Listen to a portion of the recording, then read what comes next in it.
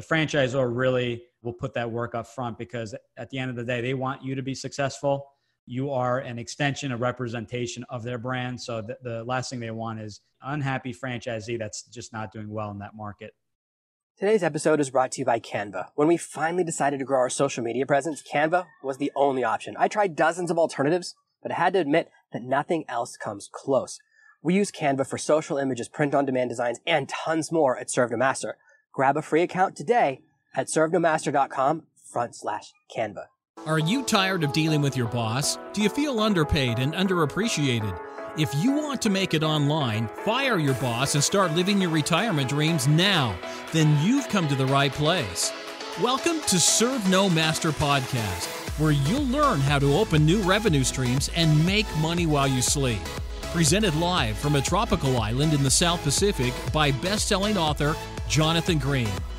Now, here's your host. Yeah, I'm so excited to have you here to talk about something that I'm very interested in, because I'm very familiar with starting a business from scratch, starting a business kind of from home, the whole online business. But the whole idea of franchise is very fascinating to me. I watch all these television shows where people are like, hey, we have one restaurant, we want to turn it into a franchise. And they don't have those pieces. So I think the first thing is to really understand, what's the difference between a business and a franchise?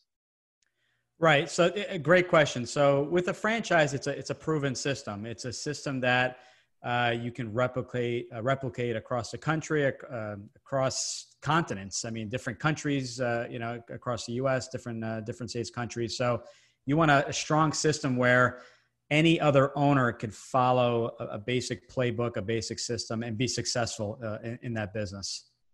I think that's the part that I find most interesting, is the need for an instruction manual. So 2 years ago, we started our own small business here with my wife. We took over a hostel, and they had no idea how to run a business. Like when they gave us their numbers, I was like, these aren't real. I was like, I said, if every bed was filled every night at 100% capacity, the number would be half of what you said you're making. Right. But I also knew we could grow it into something really big, which we did for a while. But the hardest part is like training a manager or having a process, like simplest processes, like how to clean a bed, how to clean a bedroom, what should be in a room before a guest arrives, what's the welcoming procedure, right. All of these small things. And at a new restaurant, you often see, or an independent restaurant in my experience, sometimes you walk in and they don't have it's like a family, or they don't have a process for that. And the same in my business. I often, as I train a new person, like, we have to turn this into a process so whoever answers the phone, whoever answers an email says the same things. So my feeling is that, like, the two big advantages of a franchise, correct me if I'm wrong, are that it comes with an instruction manual, unlike every other business. And number two, you get advantage of whatever the brand brings to the table, like whether it's national advertising or brand recognition, or those assets where they have like a corporate team that's backing you up or providing you with the supplies you need, like what you're selling. Right. Yeah, absolutely. I mean, the franchisor has they've tried it out on their own. So they've figured out, okay, what is, going back to the hotel, what is the best way to make a bed? What are the best cleaning chemicals, quickest way to get in and out of a room to prepare it for the next guest. So they've kind of figured it out on their dime, whether that's both time and money to figure out the best way.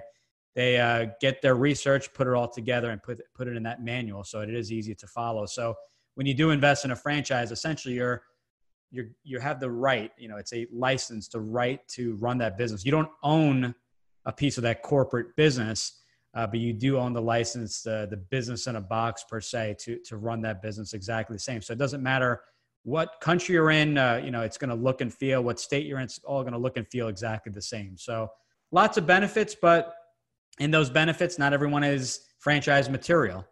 Someone maybe in your audience that is looking to maybe do a startup business, and they want to create everything from the brand, the logo, the processes on their own.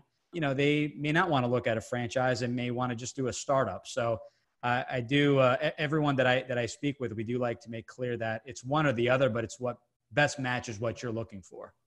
One thing that I've seen is that sometimes there's like, people have one successful store in New York, and then they go, we're going to franchise it all over the country. And traffic and things I think about, like, everyone in New York walks. So you can have a store that has millions of people walking by, every month, as opposed to you open up a franchise in, let's say, Nashville, where everyone drives, no one's walking. So you have to get people to stop their cars and park and come in, and you have this other issue. So the foot traffic isn't there. It's much different, or you have to get a spot like where people can see you from a freeway exit. So how do you know when you're going in that like this franchise can translate to your region? Like that to me seems like the biggest question. If I replicate exactly what they're doing, will I have the same success when I'm changing the location, when I'm changing the staff? How can you tell us? Because sometimes the secret sauce is like the owner is so gregarious and has such a great personality that everyone's coming in for them, and that the business is kind of, they're the key man, if you will. I think that's the right term. So how can you tell when you're looking at a franchise if it's the right phase? Like, is it worth being an early adopter franchisor? It feels like that's really high risk. I mean, maybe it's like the price of the franchise goes up as you de-risk it. Yeah, I mean, early adopters, there's definitely pros and cons to that. But to your point on, different markets, it's up to the franchisor to really do research on the territory. So before anything else, it's not kind of a one size fits all. They'll review your territory. Depending on the product or the service, they'll look at, okay, what's the median income in that area, and just say, okay, we have the foot traffic, but we do cater to, people making over $100,000. So that may be 5 counties versus 2 counties in a different state. So, not every franchisor is created equal, and the franchisors that have been around a while will actually go in and do their territory research before offering a territory. And with territories, it just may be a prime location. They say, it needs to be in a city. It needs to be, it has to have so much foot traffic. So they will limit the number of franchises that they allow. And to your point, the benefit a franchise will have versus any other business, bar none, and their major differentiator is validation. No other startup business will have this. You can talk to franchisees all over the country, all over the world, and ask them the $1 million question, knowing what you know now, would you do this all over again? So, did you make, what was your true startup? I'm estimating 100 to 200,000. Was it really, in that range? Was it much less? Was it more? So the validation is key. Obviously, you want to contact people in your market as well as outside your market just to get a really good perspective. But that is one of the major advantages to the franchise, and just asking them questions. But going back to your original question, the franchisor really will put that work up front, because at the end of the day, they want you to be successful. You are an extension, a representation of their brand. So the last thing they want is unhappy franchisee that's just not doing well in that market. So you mentioned in there that like anything from $100,000 to $200,000. Like I've always thought of franchises as really, really, really expensive to get into, and that you have to have sitting in your bank $250,000 for even the smallest of franchises. Right. Is there an alternative way to fund, or is there another way to get into a business without having to have millions of dollars in the bank? Yes. So that is a misconception. A lot of people, because when people hear franchising, they think of food and the McDonald's, the Burger Kings of the world. And yes, it's expensive because essentially you have a really big build out of the store. Franchises range in all amounts, and there's 2 numbers. There's the franchise fee, which is the initial fee you pay for the license to have that business. And then there's your, all other costs that are kind of combined all together. So in the franchise agreement, it's an item 7, and it's going to give you a range. It's going to say, given what our first year franchisees have invested, you're going to need 100 to 200,000, and that's going to range from 50,000 build out, 50,000 franchise costs, 50,000 marketing, but they'll even go over and beyond and say, and 6 months estimated living expense, because it may take a little bit longer to get up and running. So they do give you ranges, but as far as, what a franchise costs, you can get a franchise for well under $100,000. And depending on the territory, or if it's a, larger retail location, you can get into the millions. So definitely a big range there, but there's literally a franchise in every industry. I'm not sure about the world, but in the US alone, there's over 4,000 franchise concepts. So there's a lot to go through, a lot to kind of figure out what's your best fit. But going back to funding options, there are dozens of options that you have for funding.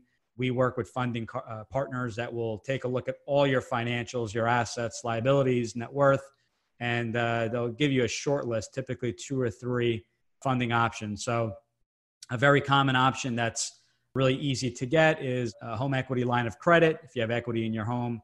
But as far as other options, there are converting a certain amount of money, if not the whole retirement, a 401k, as long as it's not with a current employer, and rolling that in, creating a C corporation and funding your business that way. So essentially, you're not taking a loan, but you're using your own money and investing in yourself versus whatever the company stock or mutual fund you had. But you have small SBA, small business administration loans, portfolio loans you can take on your investments. So there are just literally dozens of options, and it comes down to what you're most comfortable doing, and funding partner will do that legwork and research for you for free, and then obviously there's a fee if you do move forward. So I know when you buy a house, you need to have a certain amount that you pay cash, and then the rest is the mortgage. Let's say you go in the SBA, the small business loan direction, and you need a loan of $100,000, or the total cost between the franchise fees and everything, $100,000. What percentage of that do you need to have in liquid capital to get in the game? Do you need 10%, 20%, 50%? It ranges, and it depends on the number of territories, but we'll say on average 20 to 30%. They'll loan you the rest, and then so that goes towards the down payment, and just want to make sure you have enough liquidity and living costs to set you up for success. So homework I give to everyone is figure out your monthly expenses, especially if you're leaving your job to do this full time, and get your finances in order, put together maybe just a monthly expenses, what you spend on a monthly basis, but typically 20, 30%, unless you're going the portfolio or using your own money, then obviously you're using whatever amount is needed. You mentioned that there's a lot of other concepts besides restaurants. I guess I only think of like gas stations and like mini marts, and then I think of fast food restaurants. And then and I know there are some like other types of restaurant concepts as well, but I haven't really thought about are there shops in the mall that are franchises? Because I've always assumed if this is in every mall, then it's a company store until you just said that. So can you give me an example of what types of things are franchises people don't even realize are franchises? Yeah, sure. So I break them up into 2 categories. You have a service-based, where there's no physical location, and then you have a brick and mortar retail location. So primarily people have heard of the restaurants. They have that really big brand recognition. But a lot of people will come to us looking to invest possibly a smaller amount, don't want the headache of a build out. The pandemic has scared a lot of people as far as you can't eat at inside of a restaurant here, at least in New Jersey. So they look at service-based. So service-based things that are doing well are commercial and residential cleaning, disinfecting for COVID and keeping your employees safe in the work environment.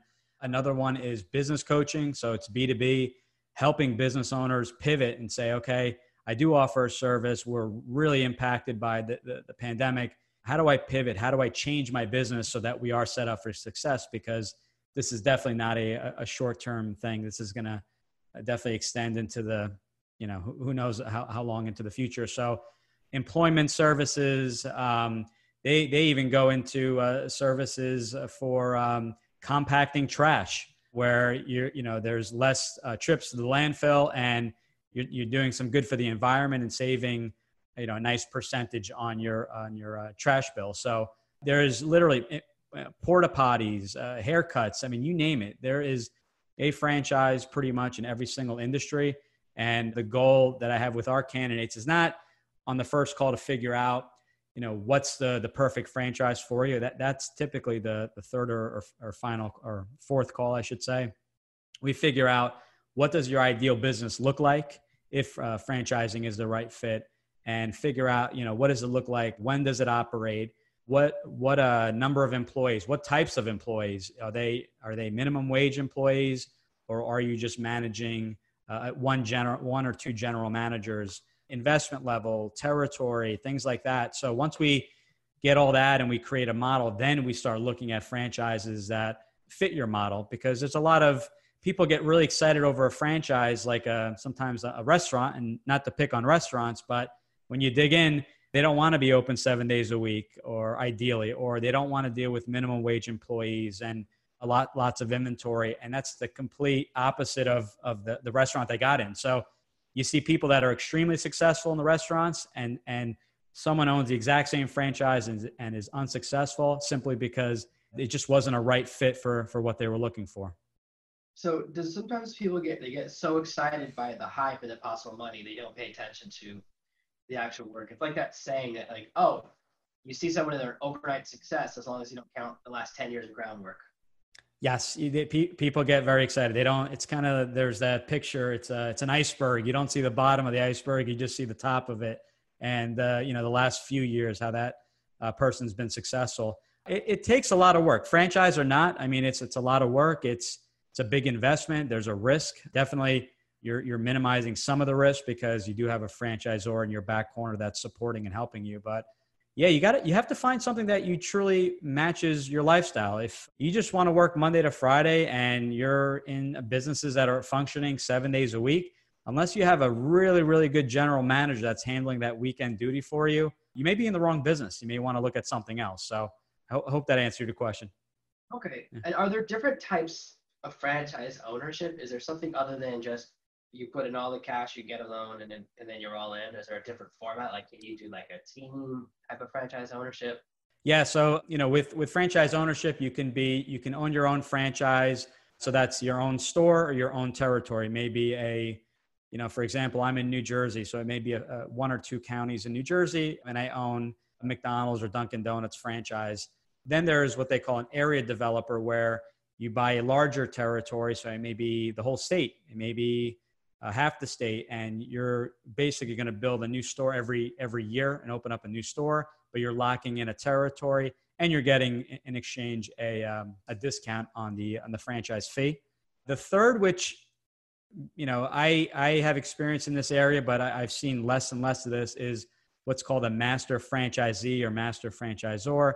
And essentially what that is you're buying a territory from the franchise company. So, given I'm in New Jersey, I will invest and buy the state of New Jersey from the franchise company, and I will sell and find franchisees in that state. So every person that I find that opens up a franchise in New Jersey, there's some type of split, and that's going to range on the original franchise fee. It could be 50-50, half to me, half to the franchise company.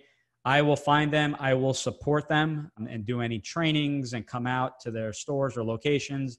And then there's a split on the ongoing royalty. So essentially, I'm actually buying a piece of that territory away from the franchise and splitting the royalty stream. And is that common? Are there people doing that now? Because it seems like that the world is so interconnected that I don't feel like that would be it's common maybe as it was back in the day when it'd be hard to send out the central team across the country. Yeah, it's that master franchising I see less and less in the U.S. and but more common overseas. So if it's a U.S. based franchise, they may come to whatever, it may be whatever country, in Europe, Asia, you name it, where essentially you're not getting a city, but you're actually taking over the entire country. Because obviously there's going to be slight different ways of doing business. You want to make sure the logos and everything match up correctly. So maybe there's a different footprint, such as I know with Kentucky Fried Chicken and some of the other fast food restaurants, they had to change their footprint a little bit and how the stores look, even modifying some of the food that's being sold, like when you go for McDonald's in the US and in Europe. So, but yes, you see that more on the international scale. But what I see mostly are either an individual investor or a group of investors capitalizing on the money, the experience that they have, and going in and buying, 4 or 5, even 10 franchises at a time that they're developing, and utilizing, one bookkeeper to manage all the businesses, maybe a few general managers to handle all the locations. But that seems to be a trend in our industry. What type of person is the right person to get into the franchise game? Like, are there certain key metrics? Like, you need to be this age, you have this much money, you need to have this type of experience. Like, what are the things that let someone know, oh, they're definitely not the right fit, or maybe they are the right fit?